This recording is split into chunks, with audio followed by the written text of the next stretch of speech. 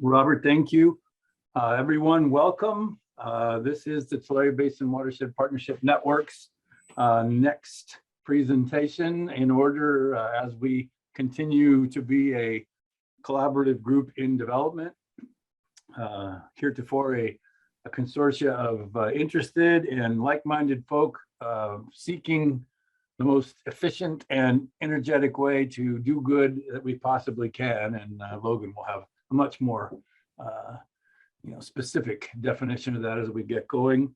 As was in the invitation, this is an event that hopefully will begin to talk about landscape scale resilience for our region, and we'll talk about some of the recent efforts in putting together some projects or participating in projects that probably individually might not have made it, but ones that with all the help of everyone in the area, I think will be lifted collectively into success in very short order.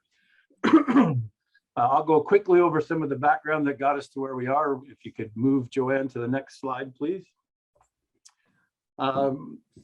Collaboration is an interesting topic. People use the word collaboration a lot. As a group, we've kind of defined it as cooperation, coordination, and then collaboration. This is a little broader spectrum. I wanted to focus on the compete and coexist at the left of the screen there. The compete and the coexist are what we've all been doing probably pretty energetically for quite a while. And what that means is we're competing for money, competing for resources, competing for folks to assist us, coexisting, knowing that they're out there, folks are doing things, trying to get better projects going, but not really ever getting to a point where we can put it all together. Communication's the key. I didn't know who to call. Perhaps people didn't know how to call me or talk about a project. And so we're injecting communication in there as a network. That's a critical element for the network design.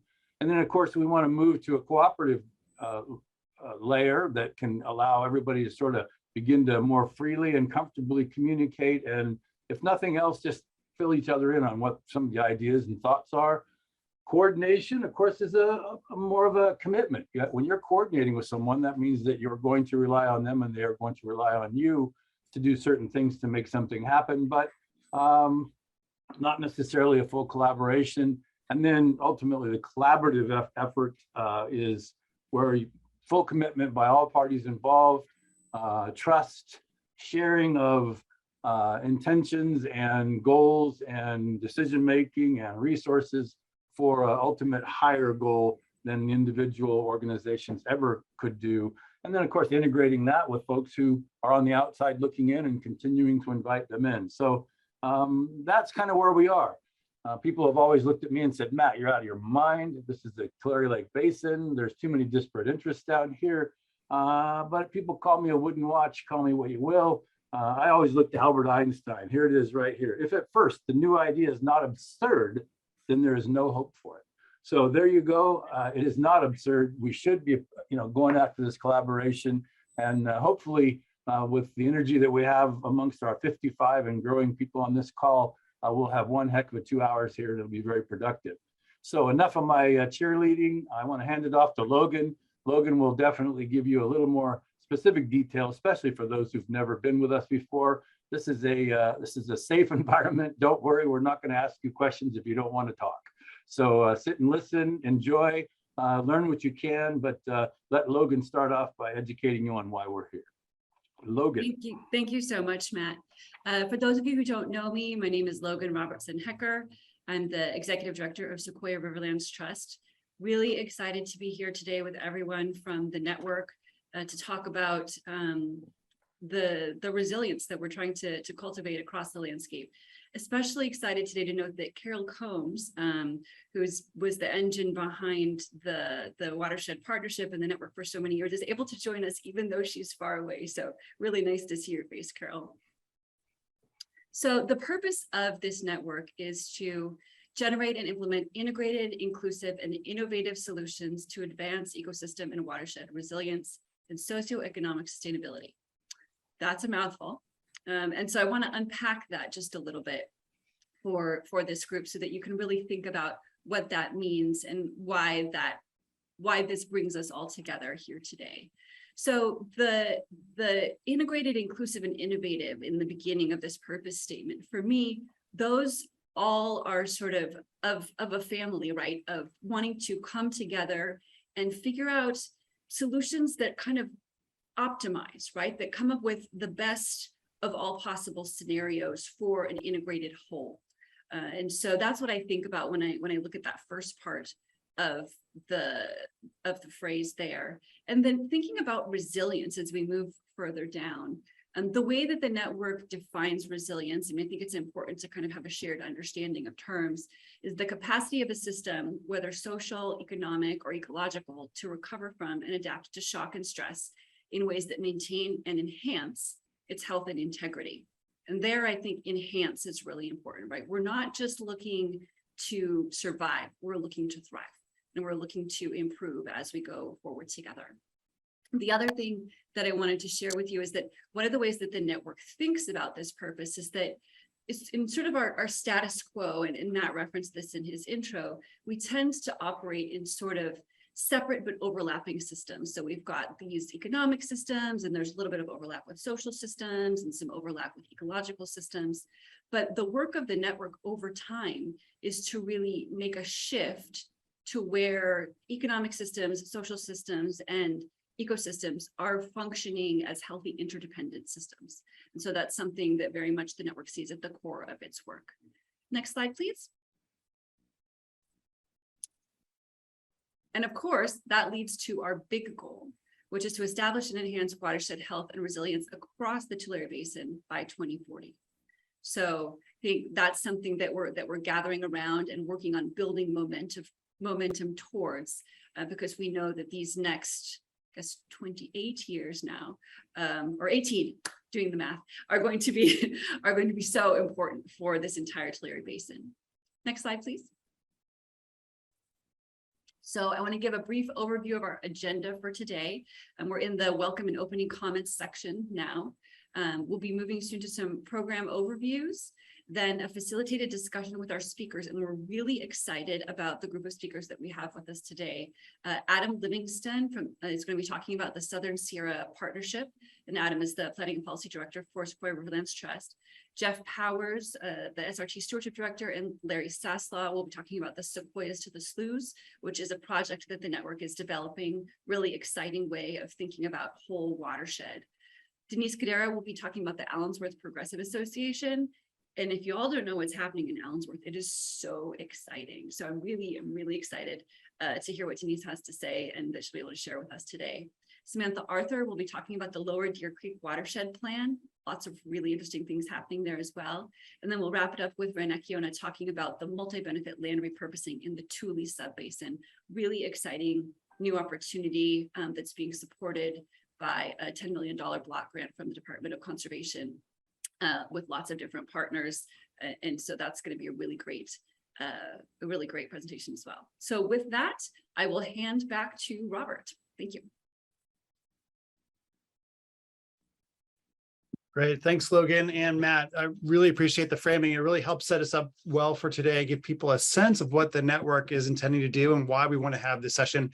Just a quick note, too, that we're focusing today on the Tule Subbasin and the Deer Creek watersheds primarily for today, just because there's been a lot of action in that area and there's a lot of convergence happening there. But this is just sort of what we're really focusing on here is sort of this broader idea of landscape resiliency and how that might be replicated throughout the entire region. So even if there's sort of a very specific orientation today, the intent of it is to see something that's replicable that we could envision for other parts of the region as well. We are going to be going at a little bit higher level today. So you can see that we've got a number of speakers. They won't have a lot of time. We've budgeted about 7 minutes for them to present. So we're grateful that they're here, but also they're willing to kind of go quickly and give a quick overview of their work, which is all worthy of much more time than what we'll have today. But I just give you a sense of it. And also more importantly, how they overlap. What is the common ground almost literally between these projects? What are the synergies? What are ways that they have been collaborating and coordinating well, and ways that they can continue to do so and engage even those on this call in more in depth? So we'll hear a lot from them, but then we also want to, and we'll have more of an interactive session as we go. And then what we are going to do a little bit later is have this breakout discussion, most likely, if all goes as planned. And I think we probably will, given the number of people on the call, as was said by Logan. And so we're going to start off with our presenters. There'll be a little bit of time for just clarification questions in between each speaker. Give them just a beat or a pause in between each speaker. And by questions for clarification, we just mean things like, what do you mean by multi-benefit recharge? What is that exactly? So that's kind of the nature of the question we're talking about. Just things that just to clarify or provide better definition. And then we'll have time for Q&A in more depth afterwards. So with that in mind, I just want to quickly share a map that was generously created by SRT and staff there to help us get a better feel for how these projects overlap. So I'll share that. Actually, you have that, I think, Joanne, you have that as a slide, correct? I don't even have to share. That's right. Okay. So we just make it as big as possible.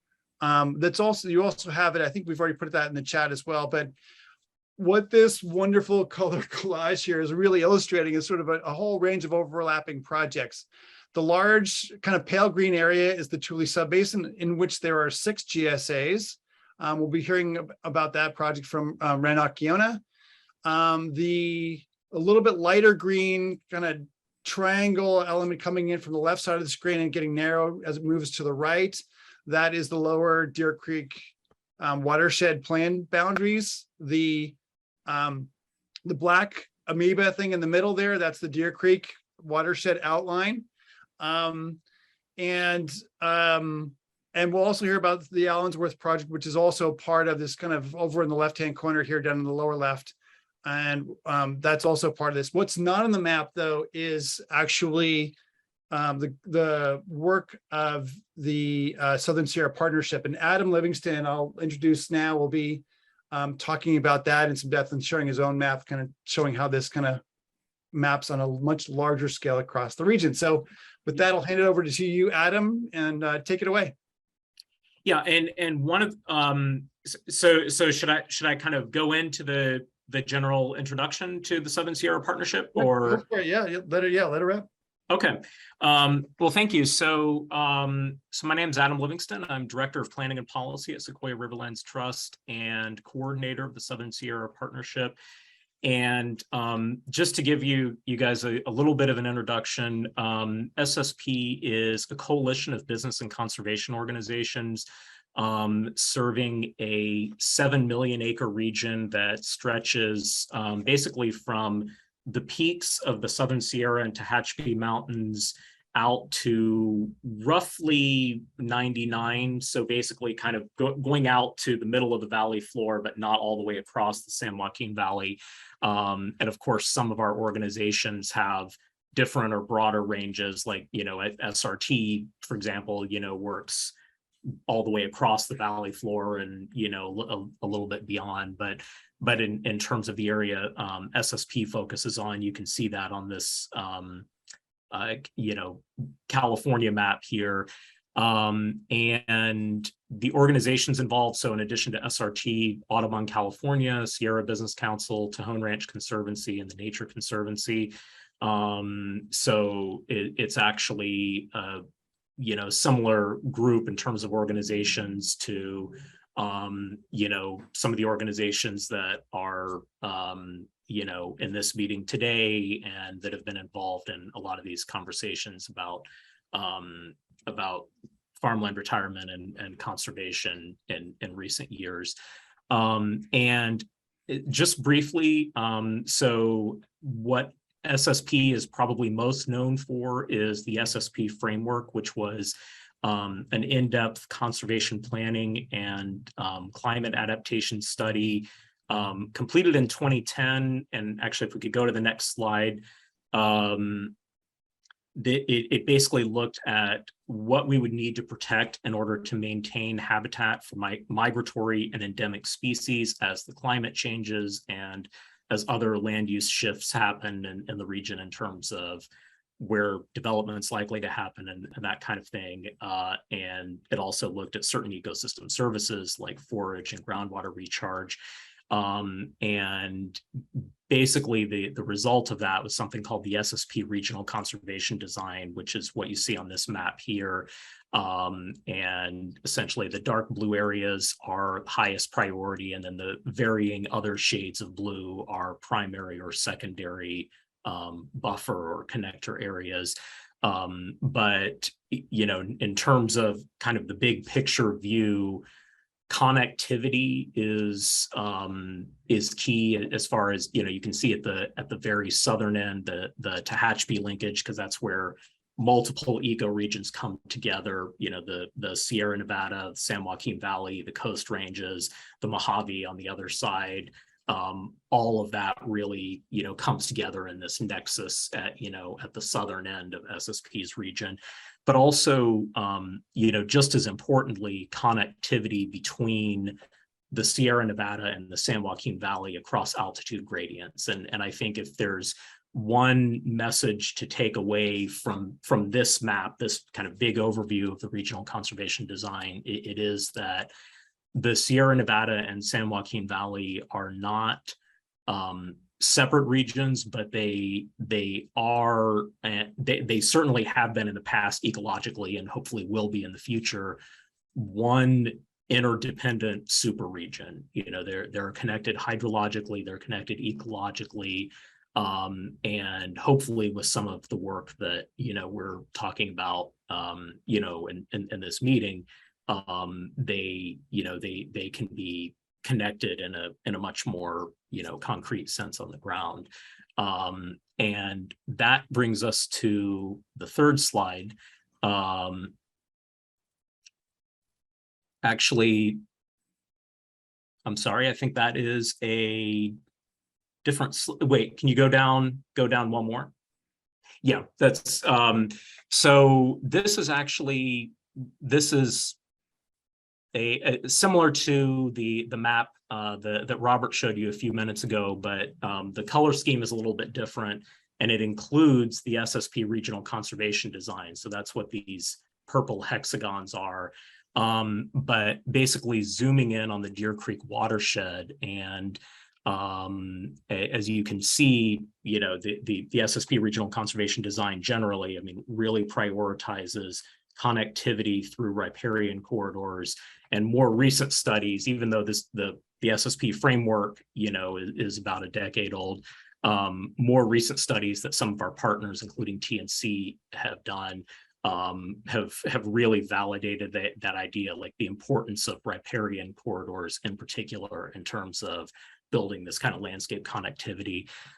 So you can see Deer Creek is, you know, basically the whole of Deer Creek out to the edge of where the, you know, the framework study area ended, you know, is a priority area. And I think it's also worth noting, thank you, not just that it is an SSP priority area, but the overlap in terms of Sequoias to Sloughs and some of the other conservation planning work, and the potential connection with Pixley National Wildlife Refuge. And, you know, there's this other kind of grouping of protected areas as you get further west. So if we're able to build real connectivity stretching from the Sierra foothills in the southern part of Tulare County out, you know, down Deer Creek, out, you know, into Pixley National Wildlife Refuge, I mean, that basically is a corridor stretching across most of the valley floor. So I think there are a lot of exciting opportunities there. And, you know, certainly I feel confident saying on behalf of the organizations in the Southern Sierra Partnership that, you know, that's something we'd be very interested in exploring and, you know, working with other members of this group of the Tulare watershed, the Tulare Basin Watershed Network.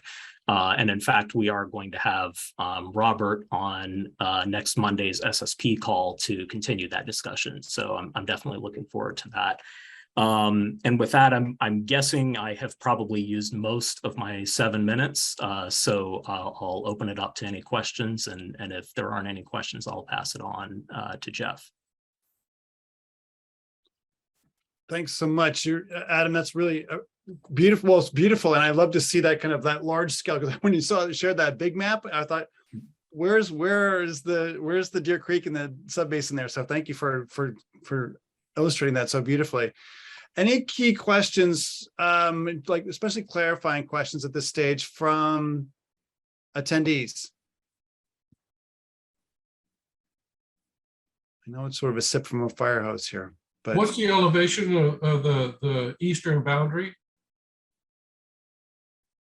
The elevation of the eastern boundary of the SSP framework, it's the eastern boundary is the peaks of the Sierra Nevadas. So, Okay. so I guess the highest elevation would be around 14,000 feet. It would be Mount Whitney. Okay. You do go to the crest, all right.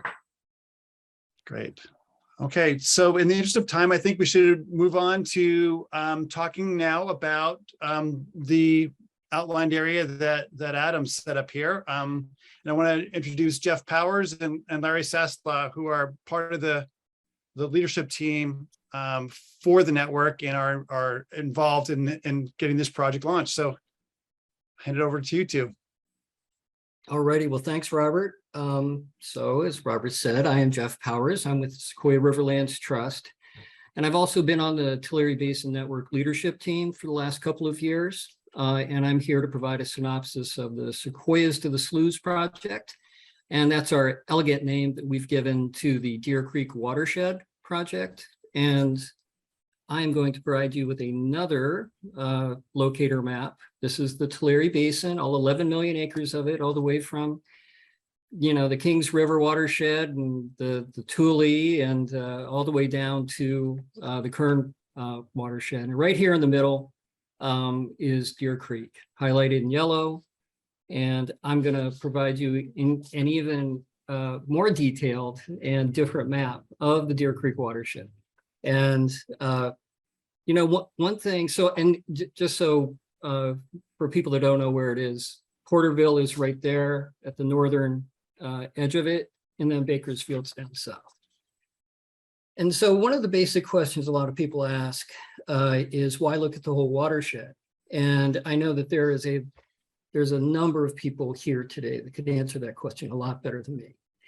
But in simplest terms, watersheds act as one system. And Adam started to talk to that. And what happens in the upper parts of the watershed affects what happens in the lower part of the watershed. So you can help to recharge the groundwater table, restore soil fertility, help in soil conservation, and if managed properly, you can protect biodiversity of a region. And then another question is, well, why Deer Creek? Why the Deer Creek watershed? And so in California, there are just a few undammed watersheds, and Deer Creek happens to be one of them. In addition, CDFW, California Department of Fish and Wildlife, developed and approved, the watershed, the Wildlife Partners is the one that developed the CAP, the Conservation Area Protection Plan that was approved by CDFW. That was in 2010, and it highlights by CDFW what a great natural resource this is.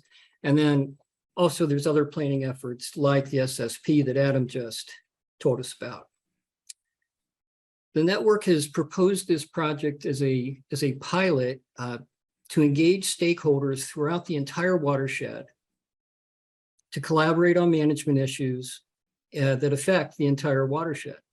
And with the main reason of doing this is to try and get more projects done on the ground.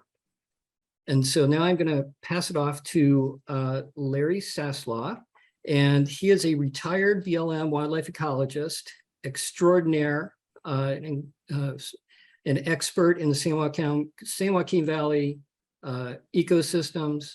He's also on the network leadership team, and another hat is wearing the hat of a Sequoia Riverlands Trust board member. So he's going to provide some background about the work in the upper and middle watershed. Larry? All right. I can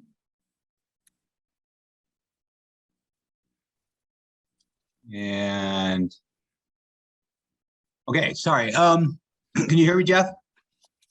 Oh, yeah.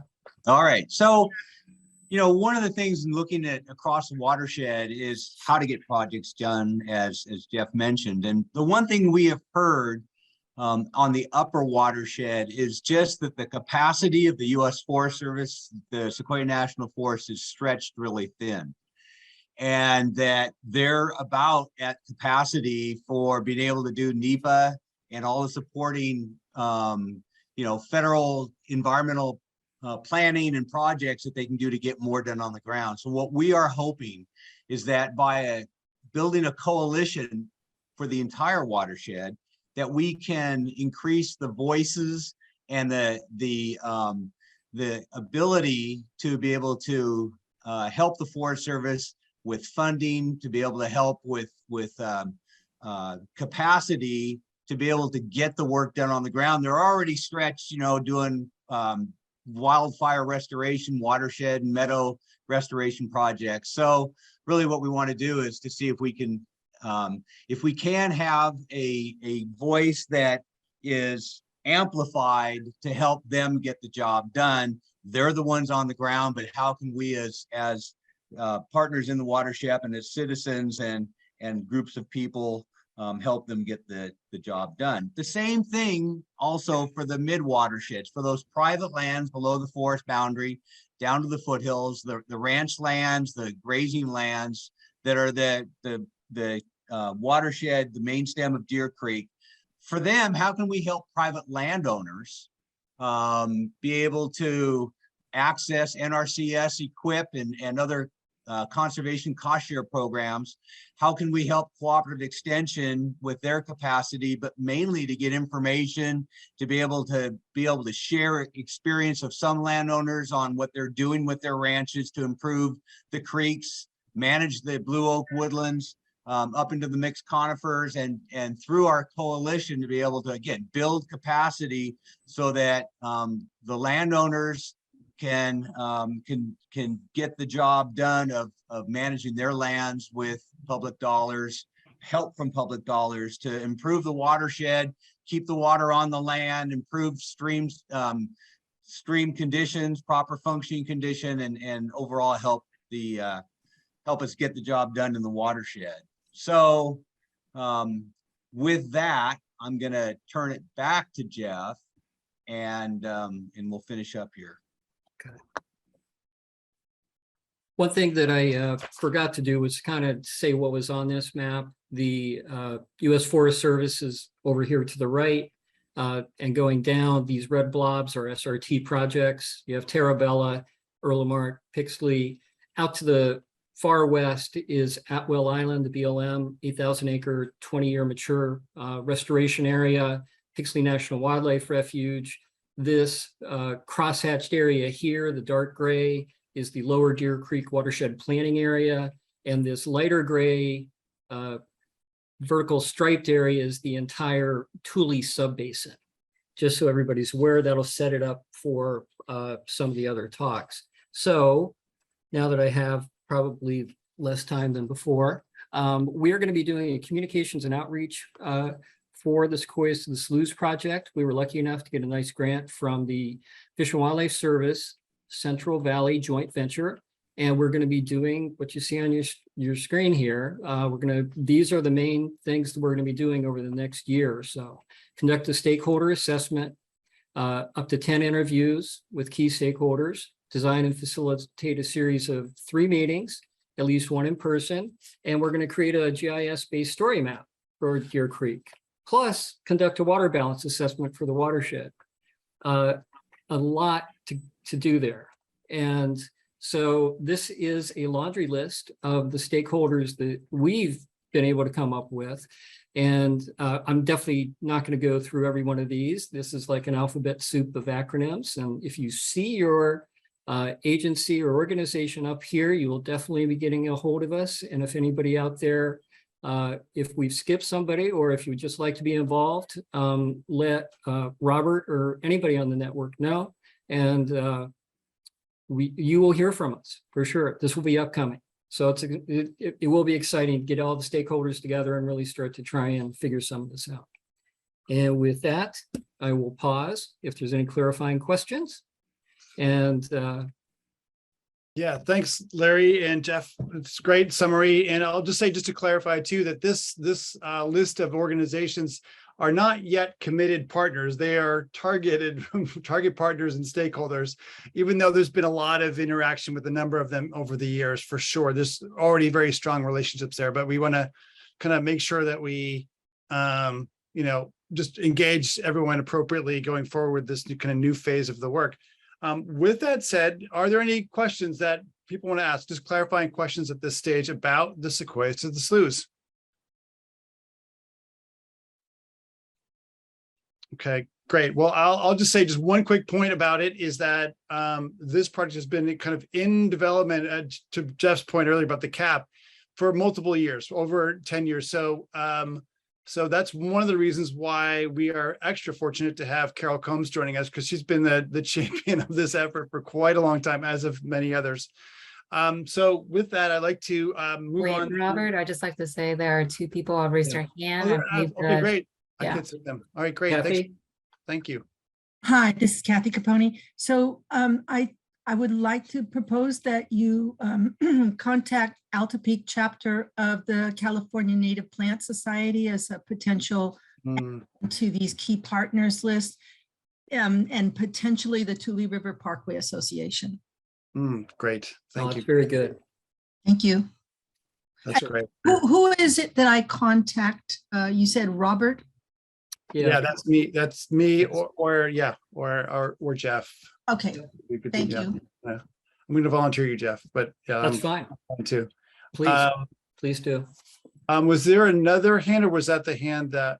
That was Logan, but then she took it down. So I was just going to point out that there's a question in the chat. Okay. All right. So the question is, when will we reference the subbasin here? Are we discussing the boundaries defined by those? So we're going to hear a little bit later from Reyn Akiona, who'll talk about the Tule subbasin project. We can also, by the way, we have thought about adding all the GSA boundaries, the 6 GSAs that are part of that Tule subbasin, into the map. So we're well aware of it. We just didn't want to get too many lines and too many boundaries on the map at this point. But I just want to check, Gregory, is there something else that you wanted to just ask about this that we didn't capture or didn't cover exactly right? Where do we get it? I just wanted to follow up that. I think his question is about the Tule subbasin. That is one of the subbasins identified on Bulletin 118 by the Department of Water Resources that is covered by GSAs.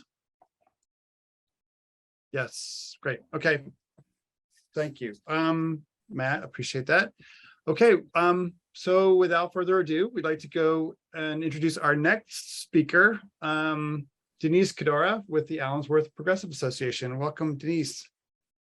Thank you very much. Thank you for this opportunity. And before I get started, I just need to give a shout out to Carol Combs, who has been instrumental in all the stuff that we've done back in 2012. She introduced us to Tulare Basin Wildlife Partnership, and the rest is history. She has had a tremendous impact on a lot of the work that we're doing today. And so I'm excited to share with you about the activities that are going on in Allensworth. And just briefly, back in January, we've been working on our community plan for some time now, about a year and a half. But in January, I was talking to someone in Los Angeles, and they said they had mentioned to Chief of Staff for Isaac Bryan, Assemblyman Isaac Bryan, and they mentioned Allensworth, and he said, Allensworth, we want to fund Allensworth. We have $50 million for Allensworth. He said, do you have a proposal? And I said, yes. So we put our proposal together, and then a couple of days later, we were meeting with State Senator Bradford's legislative staff. They invited us to submit a proposal. We did so, and our initial proposal was for $24 million. They reviewed it and told us to do the project from start to finish and identify a budget from pre-design to build out. We resubmitted it. It was a $55 million project. budget that we submitted. And we actually did get $55 million earmarked for Allensworth. 15 million goes to the California African American Museum that will tell the interpretive history for Allensworth. 40 million will come into the community and park. 12 million will be specifically for the community that will include our community center / civic plaza, and that's 1.6 million. And then $10 million will go towards our TAC teaching and innovation farm. And that's a key part of our efforts, because this TAC teaching and innovation farm will not only do regenerative agriculture, but is our economic development engine for the community, which we've lacked since the founding of this town site. So with that, the teaching and innovation farm will include growing crops, raising rabbits, rabbitry production. It will be a closed loop system. So the alfalfa will be grown here to feed the rabbits. The soil will be aerated, and we will all have a closed loop system where the crops will grow and everything will be contained within the system. We're also dealing with the Healthy Soils Initiative, working with the California Department of Food and Agriculture for that effort. They will also administer the $10 million grant we have for the teaching farm. We're in the process of hiring a farm manager. We're also working to do education and training on the farm. So we will be in the Central Valley, as I've shared with our County Board of Supervisor, known as the organic farming hub of Southwest Tulare County. We're going to actually be training people that want to learn how to do organic farming, and that will be taking place on the farm. They will go through a 6-month training program. We will have housing for them, provide stipends for them. They will get trained on farming. At the end of the training, they will have an opportunity to lease some of the land to grow crops. We're actually working with our residents here that want to partake, that own their property, to where they can participate in the organic farming. So our training is definitely about to move forward. And as I said, it will be our economic engine. Allensworth is a food desert. For any of you that have been out here, we do not have crops growing out here, nor do we have a store or any kind of convenience services. So this project will be that economic engine that will ignite an economy here and create a tax base for Allensworth, and also help promote our state historic park. And then also in dealing with just all of the issues that we face in the Sequoias to the Sloughs effort, and Allensworth is right in the middle. We're the only populated area in the GSA in our particular area. Flooding is going to be a major issue for us coming up. We don't know. This year might be that year where we have an enormous amount of rain. A drought is definitely an issue. Water supply is an issue. Water quality, air quality, soil degradation. And I think the most important part for me to share with all of you is that as we're continuing to talk about all of these efforts that we have going on, we have to, I heard Robert mention as part of the stakeholders, we have the Allensworth Community Group and we have the Tachi Tribe. There are a lot more people out there that need to be engaged in this effort that we're all talking about. It's not just in a vacuum. It's not just the farmers. It's not just the business people. It's all the other populations that live within this area, that they need to be included in the discussions and the process that we're about to move forward now. If we don't include them now, anything we do is an afterthought, and it won't be the best plan that we have before us. So I would just encourage you, as we're talking about this, the engagement is, to me, as a person representing disadvantaged communities in many forms, that they be the population not be ignored in this effort. It is critical. And I'm not going to labor long. And if you have any questions you want to ask me, please feel free to do so. And I'll just conclude my presentation right there. Thank you very much. Thank you, Denise. It's so exciting to hear all that you've been able to accomplish and are going to accomplish. You've got some secret sauce there to be able to generate all that, and it's just wonderful to see and hear about. And I'll say too that, and this maybe wasn't clear because our map doesn't quite, the Sequoias to the Sloughs map does not fully show this, but the APA is definitely a key partner of the Sequoias Sloughs effort and the network itself. So it's sort of out beyond the official boundary, but it's really in the spirit of the network too. So that's my timer. Sorry about that. Whoops. So yeah, any questions that folks have before we move on, or any comments that people want to make before we move to the next speaker? Okay, I don't see any hands up. Thanks again, Denise. And by the way, we will, because you heard there's a lot there. Well, I think we're going to do more unpacking of this at our fall event in November, actually in October, with the State of the Basin event. So you'll be able to hear more about it in some depth then. Thank you. Okay, you're welcome. Okay, so we'd like to now bring in Samantha Arthur, talking about the Lower Deer Creek project. Welcome, Sammy. Thank you. Thanks, Robert. It's tough to follow Denise there. Man, some really exciting stuff. That was really cool to hear about. I'm going to talk a little bit about a planning effort that overlaps with a number of the other presentations and efforts here today. But this effort was really organized around implementation of the Sustainable Groundwater Management Act. So the main kind of genesis here was thinking about the transition that is coming in implementing the Sustainable Groundwater Management Act and reducing the overpumping in this region, and how to draw funding to this area to be able to support transition to upland habitat areas and also to wildlife friendly recharge sites. So we identified, the Nature Conservancy and Audubon, California, teamed up with Pixley Groundwater Sustainability Agency. And we applied for funding from the Natural Resources Conservation Service, so federal funding, to develop a watershed plan for the Lower Deer Creek watershed. And so what you're seeing here on the map has been overlapped and been shown on some of the previous maps. And then we've got the black outline here of Pixley GSA boundary.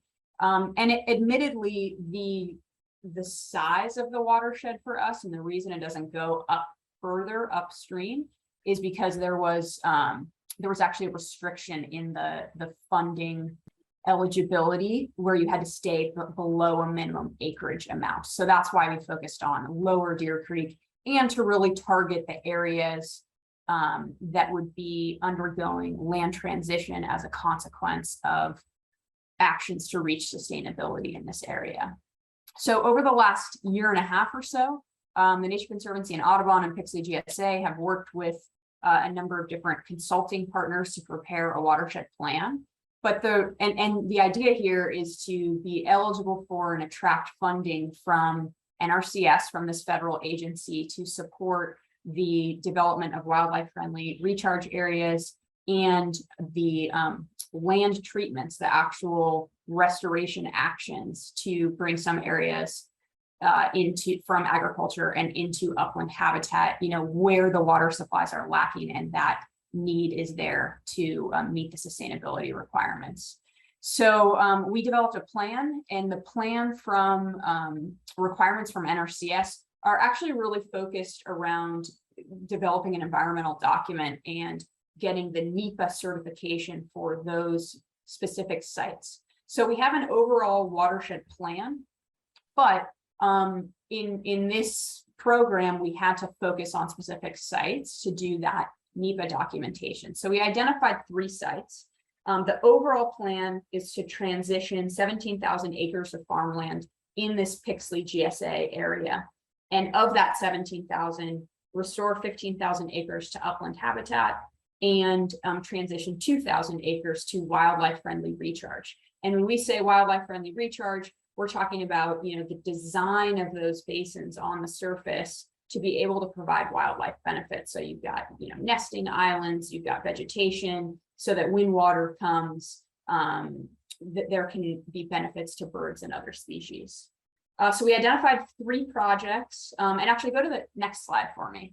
So in the planning process, before I talk about the 3 projects, we did, some prioritization, and many people have mentioned Carol Combs, so I will mention her again here too.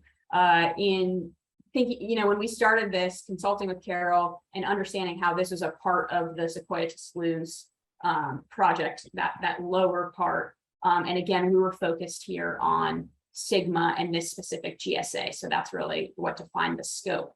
But what we did in coming up with our priority areas was did sort of a spatial optimization, a prioritization of where agricultural lands could be repurposed for wildlife friendly recharge. And that's what we're looking at here. The less wildlife friendly being kind of the light brown, and then the more wildlife friendly being green. And then the blue you're looking at are existing protected areas. And then let's go to the next slide. And when we're looking at prioritizing recharge, I should say the inputs there were really around the wildlife friendly aspect of it, but we also integrated in water quality considerations, thinking about, potential risks, reducing risks to disadvantaged communities and benefiting disadvantaged communities in that area. And then for upland habitat here, we're primarily looking at benefits to terrestrial species. So this is an analysis that the Nature Conservancy did. And again, same color scheme here, looking at the more suitable areas for upland transition in green. So that's the overall watershed planning. And then, like I said, we identified 3 sites to, finish the environmental documentation for this. Let's go next slide.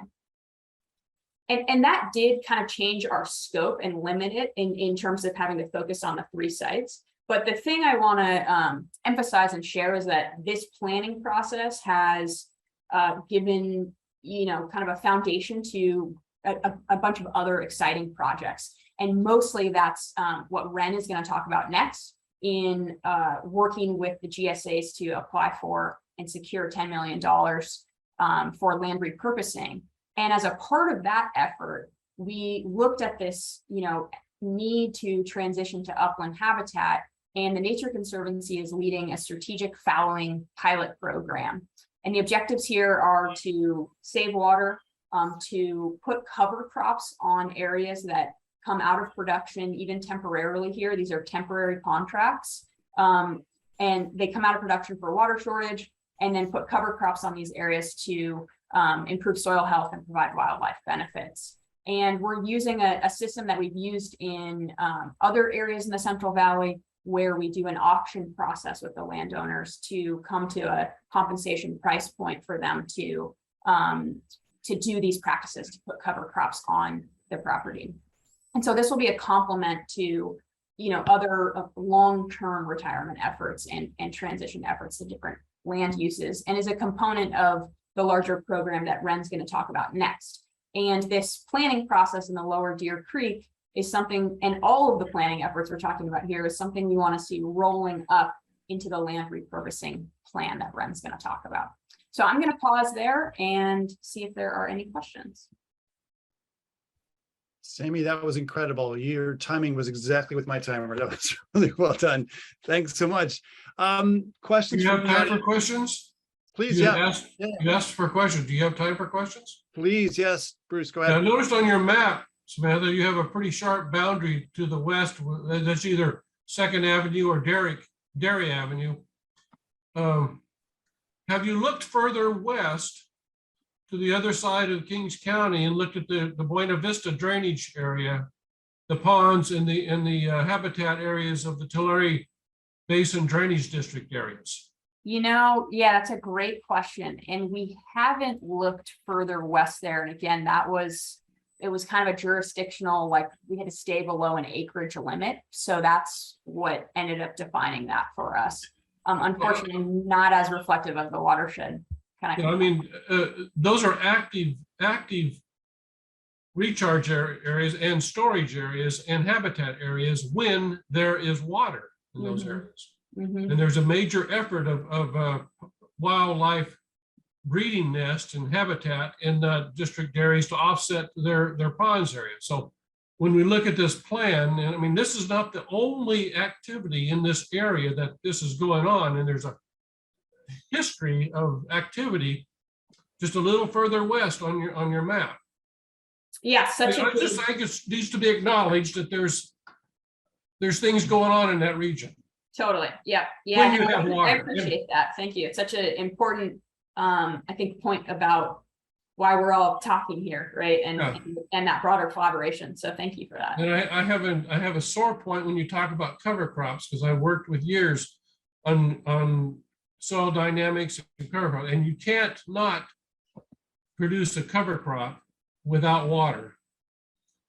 And so in that area, some of the old historical pictures of the salt bush and sage in your desired habitats, as the picture that you illustrated there with the oak trees in the background, it is not going to happen without a lot of water.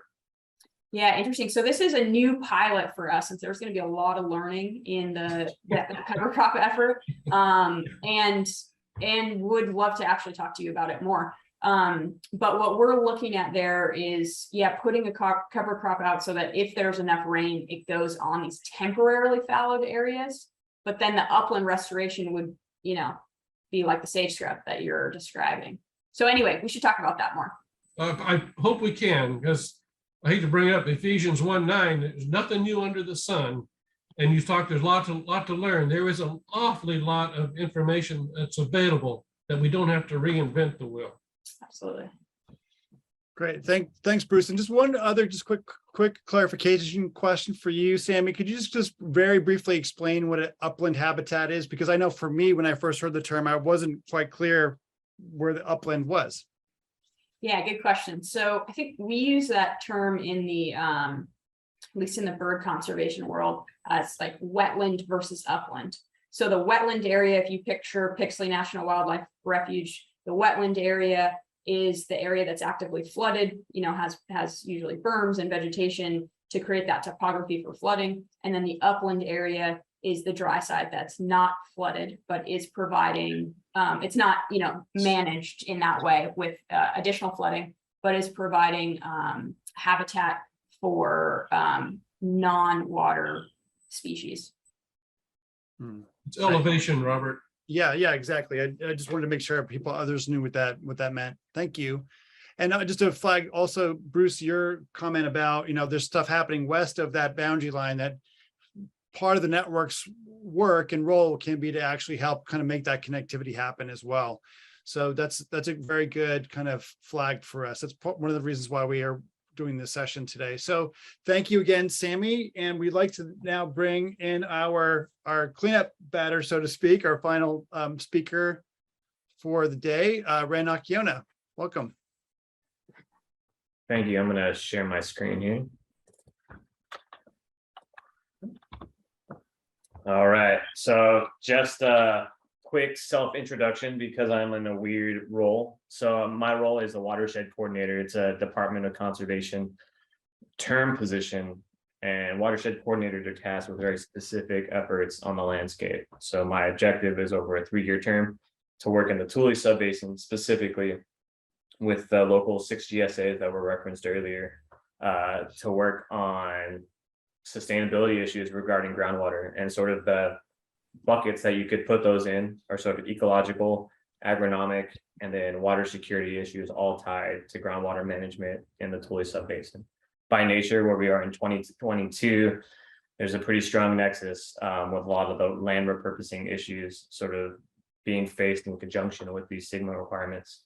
So as we move forward through this quick discussion here, I want to caveat a couple of things as we move forward. So one, we're working on land repurposing efforts in Tulare County, and by nature, it's just a hard topic, right? So land repurposing carries with it the load of economic impacts. It carries the load of hard decisions, and farmers being faced with almost impossible decisions at times. And so as we move into this space, there's the two caveats I really want to start with are, one, this is hard. We are not like, this is not what's coming in and being the magical sort of fairy dust that solve these problems. We're doing what we can as a collaboration to try to answer some of these issues. Additionally, this is what we will do or are aiming to do. As many of these programs that sort of came up, and I think Bruce, you brought some valid points up, that is, this is what we are seeking out to do. And like you said, cover cropping is a great example. Cover cropping in arid environments is hard. and everything that I'm about to talk about is very hard. And so in that, it's just really important as we move forward. I want to keep that optimism, but just understand we're engaging in some pretty sort of unprecedented landscape changes here. So specific to our region, and just to sort of bring the group into the Tule Subbasin, I know we're talking about the Tulare Basin as a whole, but I'm focusing specifically on the Tule Subbasin. We're looking at least 115,000 acre feet per year of water that has to be pulled out of production, basically in the Tule Subbasin. This is a pretty severe, in my opinion, severe underestimate of what will probably need to occur over the long term without immense changes. And within the context of these challenges, there's some key regional priorities that this program that I'm about to talk about are aiming to address, and that's economic resiliency, community water resources, ecological resiliency, subsidence, flood management. And this is, I feel like I'm just talking about all the bad things that are about to happen. But these are the issues that we're really struggling to face, and what this program is really focusing on. And so as part of the Department of Conservation's efforts to sort of address or begin evaluating the effects of SGMA and to develop solutions, they had $50 million to issue in grants to the state of California. And we, as a Tule Subbasin, applied for $10 million of that. And this group that I have listed, I'm not going to read them, was the team that put together the application to go forward with the land repurposing program. We were successful in getting the grant, and now we're in it, right? So now we're in the implementation phase, and we're looking to sort of dive into these projects. So I'm just going to quickly, and I'm going to check my time, I'm just going to give like a 3-minute overview, and I know I'm going to go over. But one, we really want to look at sort of a planning effort. And again, this is Tule Basin specific, that focuses on the region as a whole, but really dives into the infrastructural and water and I'd say water availability or low water available grounds throughout the subbasin, and focus on solutions that are related to those sort of micro geographies, right? So the challenge is like, what scale do we operate on? We took this approach at looking at severe water issue areas, along with looking at communities and ecological areas. And so as we move forward with our regional planning, that's sort of the approach that we wanted to take. And within that, were economic analyses, policy development in conjunction with GSAs, along with some other data collection associated with groundwater monitoring. There's a suite of projects, and I'm not going to dive into all of them, but there's a suite of projects that were sort of teed up and ready to go in conjunction with this $10 million. However, because of the pace that, and what I really want to focus on is because of the pace that these application processes occurred, we actually left money unobligated. So although we could fill out an entire docket of projects, we set aside money to allow space for new projects to roll in. And I want to highlight that as part of this program. So we set aside $1 million. So over the implementation of the project, we set aside $1 million to help with project designs, 3 to 4 project designs on the landscape that would come about through partner interfaces. And then in addition, we set aside $2.5 million for implementation approximately. And so these funds are basically in conjunction with the landscape projects that we're already looking at doing, like upland restoration projects, water community development and analysis projects, et cetera. So just keep in mind that, especially with this group, who's obviously very active in the space, that these resources will be available. Just to touch on some of the other, just quickly, and I know we're short on time, but to touch on some of the other things that aren't directly related to on-ground implementation projects, like upland restoration or some of these cover cropping pilots. But in addition to that, we're looking at some of these other elements that we were incorporating into the program, and that's development of organizational capacity in the region, outreach and education support through the program. Just, and a lot of this focused around communities most likely to get affected by land repurposing. And then really, and probably the most still underfunded bucket of resources in the area is actually project monitoring. So really identifying from a recharge perspective and a community water perspective, like the effects and the benefits that we can create through this landscape management. I'm afraid to keep talking, so I'm just going to stop there and allow folks to ask any clarifying questions just due to time. Thanks, Reyn. Appreciate it. That's, yeah, great summary. Questions from the audience? Feel free to raise your hand or just speak up. Okay. And so, by the way, I'll just say this now. Now that we've heard from all of our speakers, and I know it was a bit of a sip from a fire hose, so there's a lot of information here and probably even a lot more questions. We'll be providing not just the recording, but also notes from today's event, the slide presentations, as well as contact information for the project leads. So just know there are other ways to learn more and kind of go deeper in depth into what they are working on and how you might be engaged with them. So this has been so far a really good conversation. We could literally keep going for another hour or so on these particular topics and themes. So at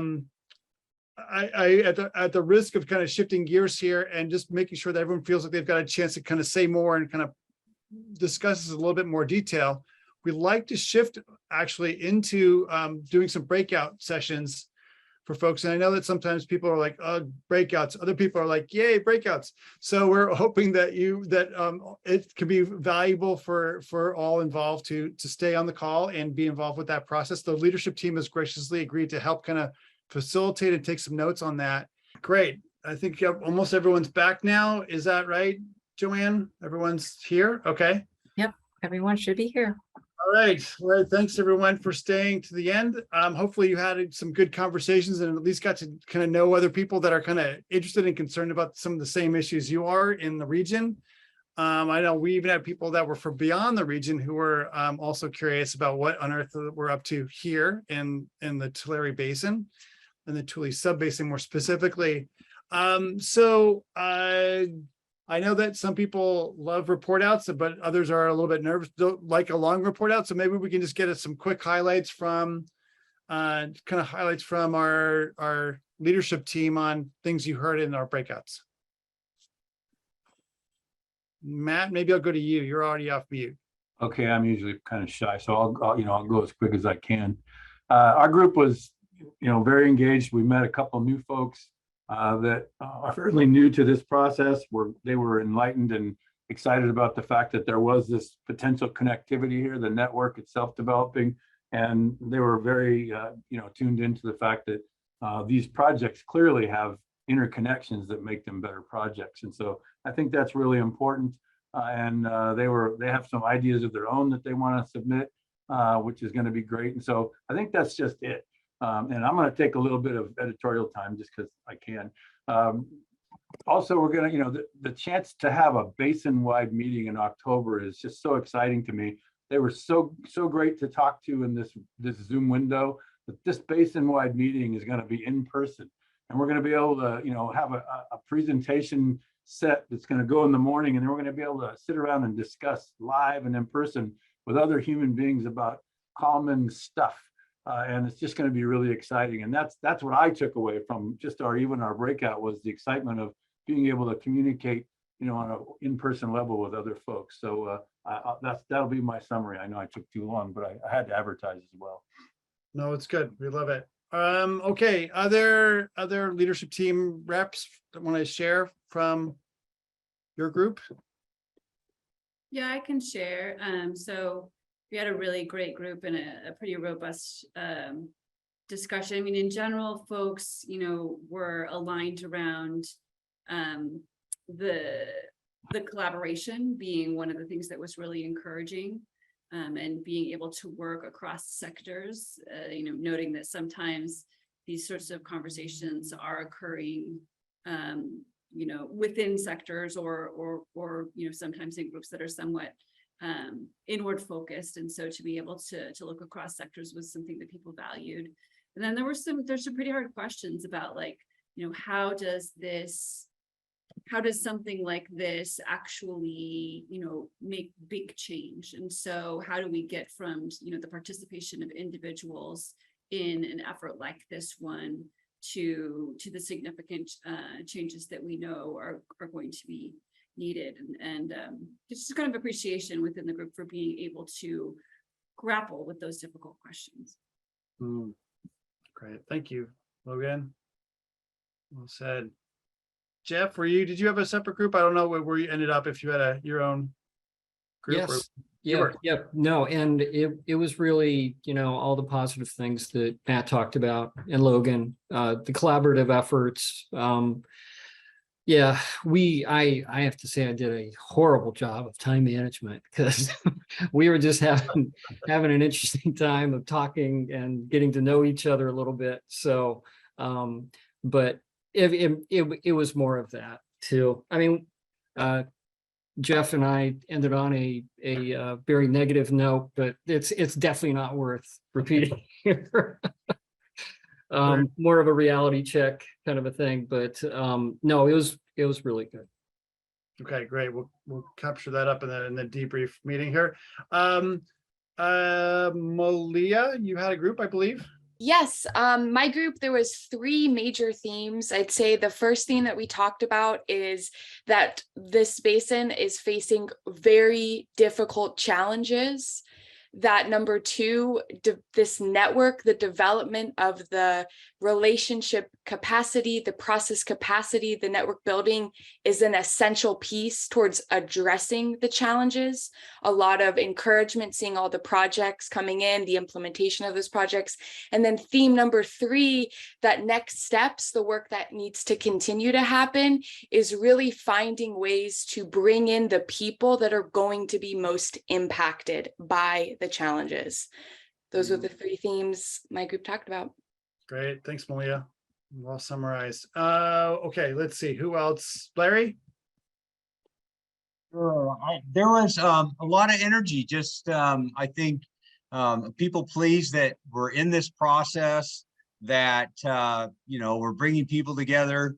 There was a lot of interest in looking forward into outreach and communications, and you know, sharing both with young people and the people in the valley, you know, how to be able to educate and learn and let people be a part of that. Also, you know, Coyote coming from where he's trying to build things in Allensworth. Allensworth, you know, what might be the opportunities for some of the available land to put on a small basis, you know, families and people on small farming opportunities, you know, to be able to make a decent living and be able to build wealth. So I think I'll leave it with that. Great, thanks, Larry. Let's see, was there another group? As it must be, I think, okay, it's my turn. So we had a group, and there was a real excitement and gratitude for the APA's wins and the funding that they're getting. I think there's a lot of excitement there, and hoping it doesn't end, that it's not just kind of a one-time event, but they've got, you know, some capacity to keep going with that. I think the collaborative approach was also, you know, really echoed as something that people appreciated. Even the way we're thinking about it is also helpful. Also the range of attendees today, and the number of attendees was of interest. And then there's also this, just two last points. One is that as challenging as it is in the Sigma context, the thought is that it could be a heck of a lot worse even without Sigma in the longer term. That there are resources and support that are being mobilized that may not have happened otherwise if everyone's kind of left to fend for themselves. So that was sort of the thought, that it's better than the alternative, which is not a great marketing slogan, but it's something. And then lastly, this concern that as we scale, the recognition, like, oh my, it's going to take a heck of a lot more manpower and a lot more resources to actually make it all happen. So this concern about that, you know, whether it's nurseries and people and, you know, for native plants and those kinds of things, just a lot there. So Anyway, that was kind of what we talked about in our group. Who else? Yeah, our group, I mean, we Okay. basically covered a lot of the things that everybody's spoken to so far, but I'd also have to say,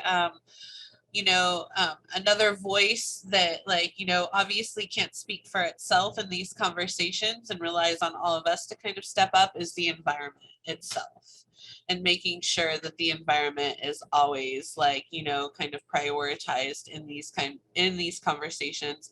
And then also just encouragement that this project, like a holistic assessment overview of the watershed from the headwaters to groundwaters, how that's exciting. And this is a really good watershed to start in on because there's lots of opportunities for restoration, and that being able to replicate this on other watersheds within the Central Valley. And then also really looking at the new research that came out about mega floods, and being able to map and identify good areas for recharge, and being able to capture those flood waters and utilize them. Great. We'll be talking about that more at our fall meeting as well. So just want to wrap up. I know people probably have to go. I just want to just kind of end with our just kind of ways to stay involved. So we will be following up with you for ways to sign up for our newsletters, our blogs, and our events coming up. As Matt said, we've got a State of the Basin event coming up, a conference coming up in October. It looks like it'll probably be the 20th. We have information, contact information we'll put out for the project leads with our event notes. And if you have other ideas, please reach out to us. The people that presented, to myself, to Larry, Matt, Des, Logan, we'd be happy to hear from you and get your input. So thank you everyone for coming. And I just wanted to ask if people are still on the line here, if you're interested, is there any last thoughts, any closing thoughts, any things that you want to say about our session today, what you learned or what you heard? Robert, I have a special request. There may be people like me who would like to participate that won't be able to be in person at the October meeting. If it's possible to also make that available on Zoom. Yes, it's a great request, Carol. Yes, we were planning on doing that. We're trying to make as much of it as, there'll be breakouts that may not be great for that, but there'll be plenty of time when we can capture the main sessions. So yeah, we're gonna do a hybrid event for sure. Okay. Hey, along those lines, just really fast here. Yeah. Given what our overall task is that we've framed for ourselves and the kind of discussion that we've had today, and looking forward to an in-person meeting, thinking about resilience, maybe we all need t-shirts or green hats, and we could say, bounce back better. There we go. All right. Bit of a riff. I'm glad that Matt's laughing. Julie, we're gonna get you on the merchandising. Hung out at me instead, but bounce back better might be kind of a funny riff. There we go. You're gonna be on our merchandising team, Julie, for sure. She's chairman of the swag committee. Yeah, exactly. Right. Well, I also want I also wanted to say thank you to all the comments, to all the good ideas that came up, the questions and concerns as well. It's all really important grist for the mill for us to all learn together and get better. And especially thank you to the presenters and all the great work that you're actually doing, the great stories that you are telling and that are still being written as in its early chapters. So we're really grateful for all that you're doing, and also others that are on this call too, that we're not even featuring them today, but lots of great work. So thank you for that too. Matt, you opened things up. Is there anything else you want to say, or are we? I just want to say that I said to my group, we can talk about ecology and hydrology and cartology and everything else all we want, but we better focus pretty hard on the sociology of this, because that's the problem. And that's the solution, both in one word. And we are complex critters, we humans, and we are at the top of the food chain for a reason. That's because we are capable of doing great things, and we got to do it. And that's why I'm so thrilled by the number of people and the breadth of the people who are here, Fish and Wildlife, NRCS. I mean, I was just thrilled by all the attendees. And I can't wait until October when we have 200 people, all similarly inclined, sitting in one room, just brainstorming and coming up with great ideas for the basin. It's really exciting. Yes. So thanks everybody for coming, and our speakers especially. Fantastic work. Thank you. Thank you all. Have a great rest of your day. And thanks for staying to the bitter end Thank you, here. everyone. Save your chat. Thank you. Thanks, everybody. Thanks, everybody. You did a great job.